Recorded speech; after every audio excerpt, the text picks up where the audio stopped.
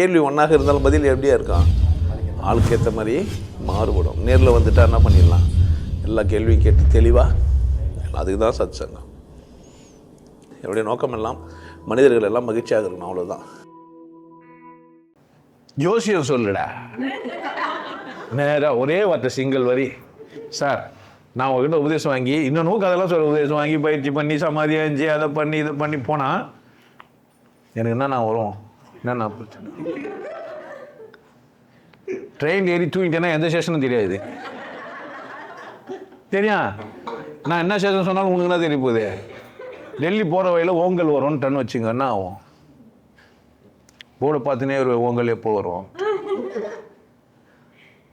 Tea வரும், சம்சா வரும், வடை வரும், எதுவுமே தெரியாதியா. ஸ்டேஷன் தான் வரணும். நான் எவ்வளோ பெரிய குடும்பக்கார பாவி ஆகிட்ட பற்றியா மரியாதையாக சொல்லு. நான் கூட பயிற்சி வைக்கிறேன், கிளாஸ்க்கு வந்துட்டேன். ஏன் 40 நாள் கிளாஸ் கூட வந்துட்டேன்டா. யார் யார் மூலியமா எனக்கு என்னென்ன பிரச்சனை வருதுன்னா நான் கொஞ்சம் முன்னெச்சரிக்கையாக இருப்பேன்ல. இல்லை சிரிப்பு கட்டுறதுனே கேட்பாங்க போல இது இல்லை. ஒரு வேளை இருந்தாலும் வந்துட்டேன் இன்னைக்கு சிரிப்பாக தான் இருக்குது. அமெரிக்காக்கெல்லாம் போயிட்டு வந்து டயர்லாம் போயிட்டு இது ஃப்ரெஷ் ஆகிட்டு நான் ஒரு வாரம் ரெஸ்ட் எடுத்து, அதனால் என்ன பண்ணலாம் நம்ம அப்படிலாம் சொல்ல முடியும்.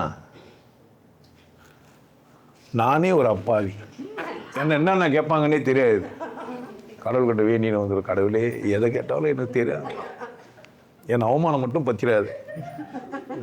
வந்த உடனே ஒரு கேள்வி வள்ளுவர் பற்றி பேசணும்னு அந்த கேள்வியில் வர போய் திரும்ப போய் அது என்ன சேராகி திரும்பி கேட்டாக்கா நம்ம கேள்வியை மாறி திரும்ப போய் ஒரு ஸ்டெடி ஆகுறதுக்கு போன வாரம் 3 வாரி 4 வாட்டி போட்டு ஸ்டெடி ஆன மாதிரி ஒரு ஸ்டெடி ஆகுறதுக்கே நேரமாகுது. சாதாரண சச்சங்கத்துக்கு வந்தாவே உபதேசம் வாங்கி பயிற்சி பண்ணி சமாதி அடைகிற வரைக்கும் என்னென்ன ஆகும், யார் என்னென்ன பிரச்சனை பண்ணுவாங்க சொல்லு.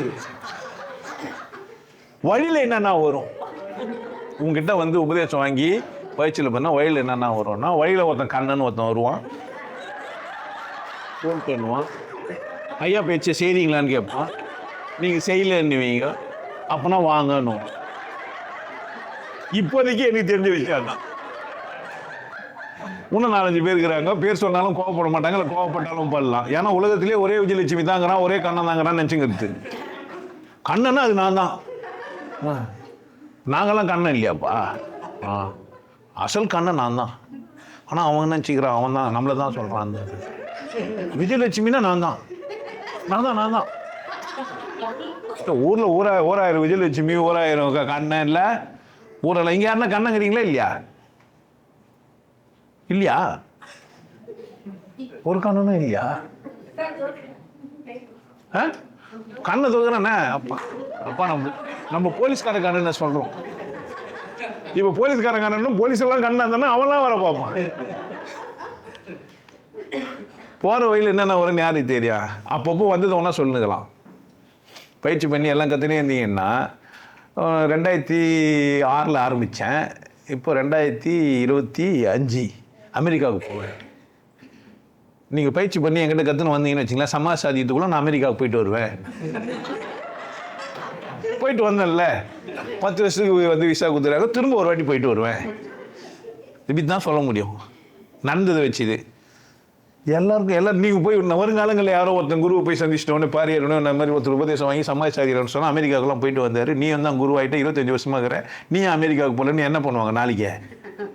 நாளை பின்ன ஒரு 100 வருஷம் பொறுத்து என்ன பண்ணுவானுங்க? அவங்கள கேட்பாங்க, பாரு முன்னாடி ஒரு குரு என்ன சொல்லிட்டு போய்கிறாரு. பயிற்சி பண்ணி சமாஜ் சாட்சி வழியில் போயிருந்தா அந்த குரு அமெரிக்காவுக்கு ஒரு 15 வருஷத்தில் போவார். உடனே ஏன் நீ 15-20 வருஷமாக ஏன் ஒன்றும் நீ அமெரிக்காவுக்கு போகிறேன்னு என்ன பண்ணுவான்? குருகிட்ட போய் கேட்பான். அப்படின்னா நீ என்ன கிடையாது, நம்ம கண்ண மாதிரி ஆளுங்களாம் இந்த வீடியோ வர எடுத்து போடுவானு. அன்னைக்கு ஒரு கண்ணன் வருவான்ல, அதெல்லாம் ஒன்றுமே கிடையாதுங்க.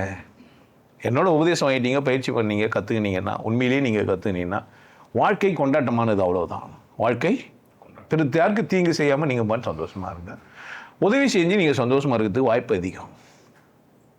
எல்லா விதத்துலையுமே நீங்கள் எப்படி வாழலாம்? இப்போ யாருக்கு உதவி செய்கிற மனநிலை உங்களுக்கு வந்துச்சுன்னா நீங்கள் ரொம்ப சந்தோஷமாக வாழணும். பிரச்சனை இங்கே தான், நீங்கள் யாருக்கும் உதவி செய்கிற மனநிலைக்கு போகல. என்ன செய்கிறீங்கன்னா திமிர்தனத்தில் உதவி செய்யறதா சொல்லிக்கிறீங்க. அது கிடையாது. உதவின்னா பித்தியாருக்கு உதவுறதுன்னா திட்டுறது கூட உதவி தான், தண்டிக்கிறது கூட உதவி தான், கண்டிக்கிறது கூட என்ன தான் உதவி தான். நீ தப்புமா, நீ செய்கிறது இப்படி செய்யாத, உன் பால் உணர்வு இப்படி தீர்த்துக்காத, இப்படி தீர்த்துக்கோ, இப்படி இருக்காத, அப்படி இரு சொல்லலாம். அது கூட என்ன தான், அதுதான் உண்மையிலேயே அன்பு, அதுதான் உண்மையிலேயே உதவுறது. அவர் கண்ண முடியும் போகிறாரு, பள்ளம் இருக்குதுப்பா, சாக்கடையில் உள்ளே பூந்துருவார். என்ன பண்ணேன், கொஞ்சம் கண்ணை திறந்து பாரு. வாழ்க்கை உங்களுக்கானது, நீங்கள் தனிப்பட்ட வாழ்க்கை, நீங்கள் ஒவ்வொருத்தருமே தனித்தனி தான். உங்கள் தேவை என்னான்னு பாருங்கள், அந்த தேவையை தீர்த்துன்னா சந்தோஷமாக வாழ்ந்துட்டு போயிடலாம். இதில் நேர்மை இல்லை, நேர்மை அதெல்லாம் கிடையாது, அதெல்லாம் கிடையாது. உங்களுக்கு வேண்டப்பட்டது உங்களுக்கு இந்த உலகத்தில் எல்லாமே இருக்குது. கடவுள் உங்களுக்கு முன்னாடி என்ன பண்ணிட்டாரு. நான் எப்பவுமே அதிசயப்பட்டு சொல்லினே இருக்கிற விஷயம் இதுதான். என்ன அது, நான் பிறகு போகிறன்றதுக்காக அம்மாவுக்கு பாலை குத்துக்கிறான். இதை விட எனக்கு என்ன செய்யணும், அவன்கிட்ட போய் ஒன்றும் கூட கூடுறான்னு அது கடவுளை அசிங்கப்படுத்துறதுக்கு சமம். கடவுள்கிட்ட போய் கேட்கவே கூடாது. ஏன் அநியாயத்தை குத்து வச்சுக்கிறான். எனக்கு அறிவில்லாத போதே என்னை வாழ்கிறதுக்கு என்ன பண்ணி வச்சுக்கிறான். ஸோ அம்மா 2 பேர் புணர்ந்தாங்க, ஒன்றாகிக்கிறேன். என்னை என்ன பண்ணி வச்சுக்கிறான் கடவுளை, என் தேவை எல்லாத்தையும் நிறைவேற்றுறதுக்கு. அப்போ உனக்கு உபதேசம் பயிற்சியெல்லாம் கொடுத்த பேர் உன் தேவை நிறைவேறாதா என்ன? நேர்மையாக நடந்து போனா உனக்கு எல்லாம் எது ஒன்றா வரட்டுமே.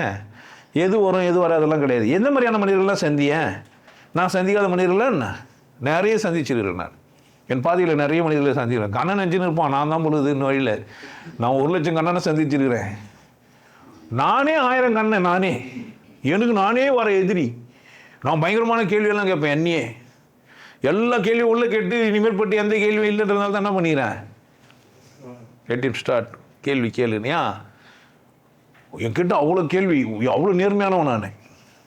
இப்போ உன் கேள்வி நான் சந்தோஷப்படுவேன், சிரிச்சுப்பேன். ஏன்னா எல்லா கேள்வியும் கேட்டு முடிவு கொண்டவன் நான். அதனால் வெளியே இந்த எந்த கேள்வியுமே உனக்கு நீ தான் துரோகம் பண்ணிக்க முடியும். தெளிவாக சொல்கிறேன். வேறு யாரும் உனக்கு துரோகம் பண்ண, தீதும் நன்றும் பிறத்தர வரன்னா பொய் கிடையாது. அதெல்லாம் வித்தியாரெல்லாம் வராது. நீயா ஒத்துனா தான், நீயா துக்கப்பட்டா தான். நீயா புருஷன் என்னுவ, நீயா பொண்டாட்டி என்னுவ, நீயா புள்ளுன்னுவ, பிள்ளைனால நீ துக்கப்படுவ. அது ஒரு சாண்டன் 5 சக்ஸஸ்ஃபுல் ஆயிடுச்சு. நம்ம ஒரு நாசக்காரன், அதை அமைச்சிட வேண்டியது. மேட்ரு முடிஞ்சிடுச்சு. மேட்ரு இவ்வளோதான். ஓணுன்னா வாங்கணும், நான் உதவி செஞ்சுட்டேன், வாங்கலன்னா என்ன பிரச்சனை? நான் நேர்மையாகிற உனக்கு வானா பிரச்சனை உங்ககிட்ட, என்கிட்ட இல்லை. நீ ஏற்றுக்கல, நீ வாழலைன்னா அது பிரச்சனை. நான் உதவி தயார், நீ எழுப்பி ஒன்று போடா சனின்னா என்ன, ஓகே வந்துட வேண்டியது தான். என்ன இப்போ நஷ்டம் இருக்கே உனக்கு? நீ நேர்மையாக இருக்கிற பட்சத்தில் உனக்கு பிரச்சனை இல்லவே இல்லை. நீ பயிற்சி செய்கிற சமாளிச்சாதீரன்னா உனக்கு பிரச்சனைலாம் வராது. நீ பாட்டு கற்பனை பண்ணின்னு அதனால் இது வந்துடும். சில பேர்லாம் சொல்கிறான், தியானம் பண்ண உடனே தான் எனக்கு பிரச்சனைகள்லாம் வந்து. இதுவரையும் நீ பார்க்கவே இல்லை, அது ஒழிஞ்சிருந்தது. இப்போதான் பார்க்குற. பிரச்சனைலாம் இல்லை, அது முதல்ல இருந்தது, மறைச்சி வச்சிருந்த. நல்ல கம்பெனியாக இருந்திருக்கும். உடம்பு பயிற்சி பண்ண உடனே தான் அப்பப்போ வலிக்கும் அங்கங்கே. எனக்கு 10 நாளாக பயிற்சி பண்ணுறேன், இடுப்பு வலி. இது ஒரு நாள் பயிற்சி பண்ணுறதுனால தான் வலிதான்ற. இது முன்னாடி இடுப்பு வலிச்சுது. இதை விட உனக்கு வேலை பிடிச்சிருந்தது, வேறு விஷயம் பிடிச்சிருந்தது, சினிமா பிடிச்சிருந்தது, அதனால் இடுப்பை கவனிக்கவே இல்லை. இப்போ தான் இடுப்புன்னு ஒன்று இருக்குதுன்னு தெரியுது. இல்லைன்னா உனக்கு இடுப்பே தெரியாமல் இருந்தது. இவ்வளோதான் விஷயம். தெரிஞ்ச ஒன்றும் வலியுதுன்ற அம்மா, அது ஒன்றும் தெரிஞ்சிச்சானா நல்லாயிடும். அவ்வளோதான். ஒரு குற்றம் உனக்கு தப்பு பிரச்சனையெல்லாம் தெரிய வரும். பயிற்சி பண்ண என்ன வரும், தெரிய வரும், சரியாயிடும். ஜென்மத்தில் பண்ண கஷ்டம்லாம் இப்போ தோணும். எவ்வளோ நாள் அடிக்க வச்சு இந்த கோவம்லாம் இப்போ தான் பீரிட்டு எழும். நீ சிவயோகிக்கிட்ட போன பற்றி தான் இப்படி பேசுகிறேன்னுவான். இப்போ தானே எனக்கு கண்ணே தெரியுது. இதுக்கு முன்னாடி அது என்னது தீஞ்ச வெங்காயம் என்ன சாப்பிட்டுருந்தேன், இப்போ தான் பாசன்னு. அது மாதிரி என்ன சாப்பிட்டுருந்தேன், தீஞ்ச வெங்காயம்னு என்கிட்டயே வர சொன்னேன். இப்போ தான் என்ன தெரியுது, வெங்காயத்துக்கு எப்படி கால் மொழிக்கும் மீசம் இருக்கும்னு கேட்குறேன். ஏன் நீ என்ன பண்ணவே இல்லை, வாழ்க்கையே பார்க்கல. என்கிட்ட வந்தால் இப்படி ஒன்று பார்க்கும் போது உனக்கு பிரச்சனை என்னன்னா உன் மூளை தான் என்ன ஆகுது. அதுக்கு தான் சச்சங்கனை திணைகிறேன். ஏன் வந்து எதனா கேள்வி இருந்தால் கேட்டுக்கிட்டு சரி பண்ணி நேராகிடுவேன்னு பார்க்குறேன். ஓட்ட நான் ஒன்றும் பொறுப்பாளி இல்லை. அதனால் பாதையில் எதுவும் வராது. எது வந்தாலும் என்ன பண்ணலாம், பார்த்துக்கலாம். கைகாலெலாம் குத்து வச்சுறாரா இல்லையா கடவுள்? ஆமாம். கொடியை பாம்பை குத்துட்டு நம்மக்கிட்ட ஒரு கொம்பையும் குத்துக்கிறார் கடவுள். என்ன பண்ண முடியும் நம்மளால்? எப்பேற்பட்ட சிங்கம் மற்றும் கல் தடி முடியும், அதால் என்ன பண்ண முடியும்?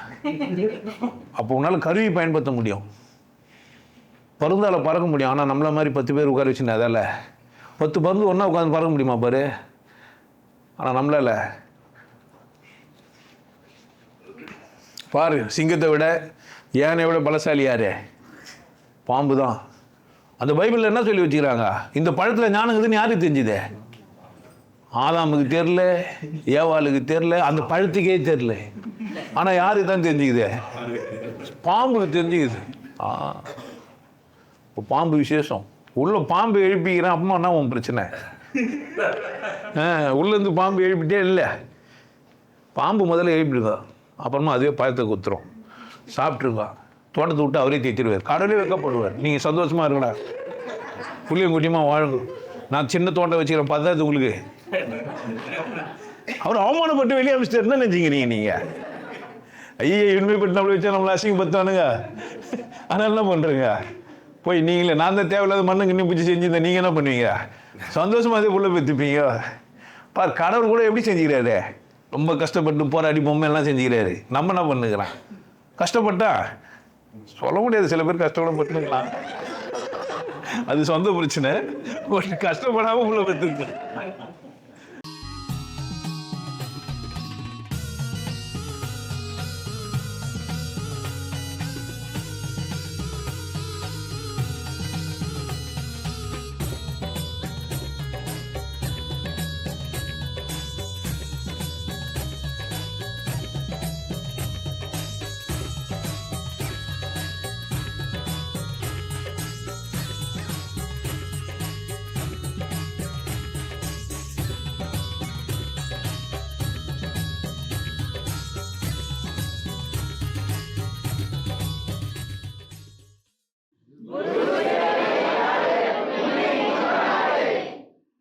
நல்லா இருங்க, சிறப்பாக இருங்க, கொண்டாட்டமாக இருங்க.